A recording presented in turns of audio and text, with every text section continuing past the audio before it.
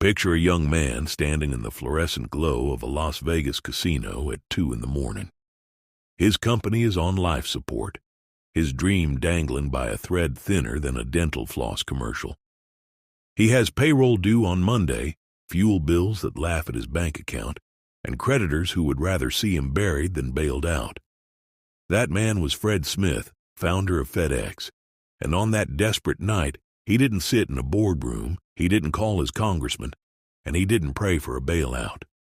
He walked to the blackjack table.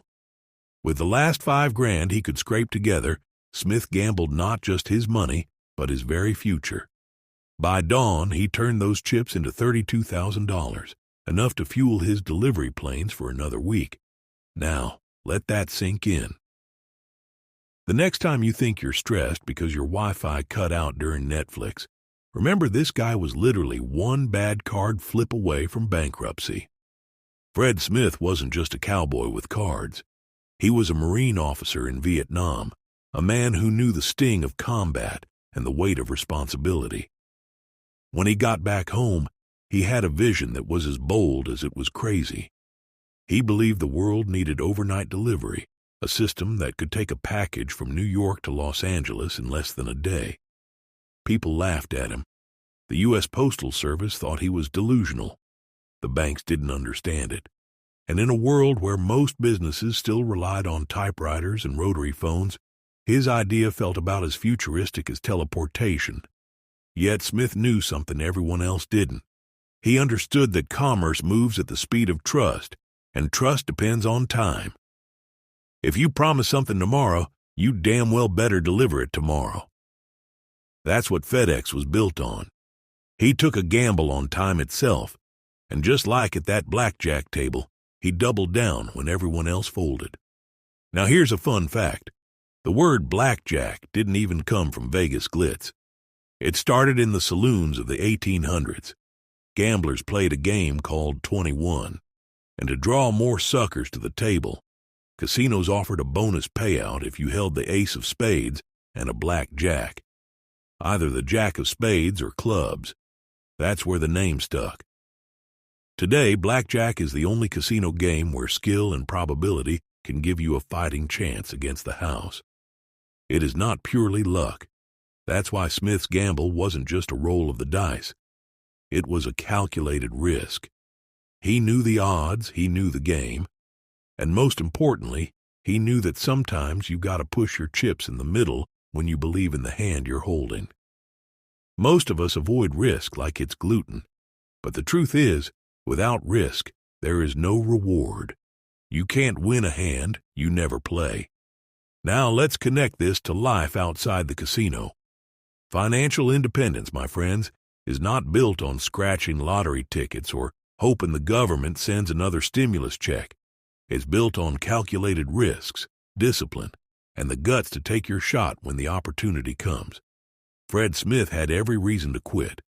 He could have blamed the economy, blamed the banks, or blamed bad luck. Instead, he kept fighting for his vision. That's the lesson. You want financial independence? Stop waiting for perfect conditions. They don't exist. You build it by taking responsibility for your money, learning how the game works, and stepping into the arena with courage. You don't need Vegas to gamble. Every dollar you spend, every investment you make, and every choice with your time is a bet.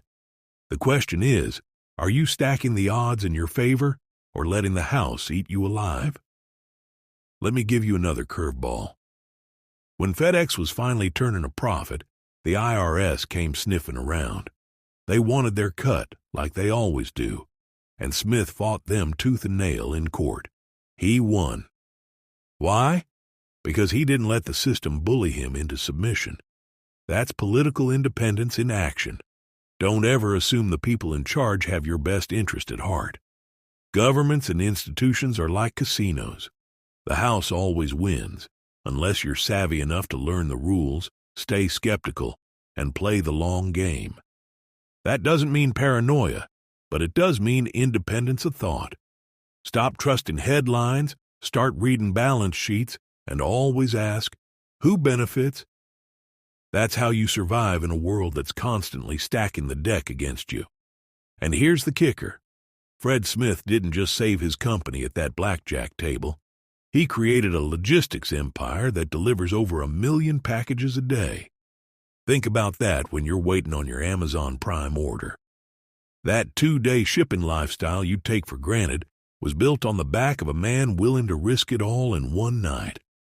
One desperate play at a blackjack table changed the way the world does business. The lesson is not that you should run to Vegas the next time your bank account gets low. The lesson is that when you believe in your vision, you keep the faith, even when the chips are down. You keep grinding when others walk away. You bet on yourself, and you do it unapologetically. So this morning, ask yourself, where in your life are you playing too safe? Where are you folding when you should be raising? It could be your finances, your health, your career, or even your relationships. Stop living like the dealer is your friend. He's not. Stack your odds, trust your hand, and take your shot. You don't need luck, you need courage. And when the world tells you the bet is too risky, smile, because that means the payoff is worth it. And that, my friends, is your Monday morning motivation.